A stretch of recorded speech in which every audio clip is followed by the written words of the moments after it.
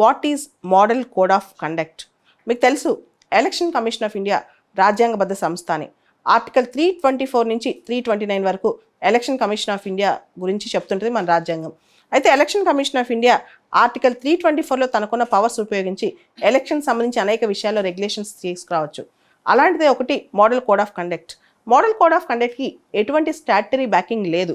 కానీ model code of కండక్ట్లో ప్రకటించిన అనేక అంశాలు మాత్రం చాలాసార్లు కొన్ని చట్టాల ద్వారా ఎన్ఫోర్స్ అవుతూ ఉంటాయి. 2013లో standing committee on personnel public grievances law and justice వాళ్ళు మోడల్ కోడ్ ఆఫ్ కండక్ట్ని లీగల్ బ్యాకింగ్ ఇవ్వాలి, దాన్ని 1951 ఆర్పీ యాక్ట్ కింద చట్టబద్ధీకరణ తేవాలి అని చెప్పారు.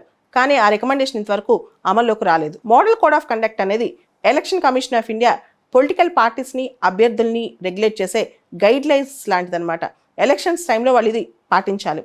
ఆర్టికల్ 324 ప్రకారం స్వేచ్ఛాయుతమైన ఎన్నికలు, నిష్పక్షపాతమైన ఎన్నికలు జరపడానికి ఎలక్షన్ కమిషన్ ఎలాంటి నియమావళి కూడా బయటికి తీసుకురావచ్చు అన్నమాట.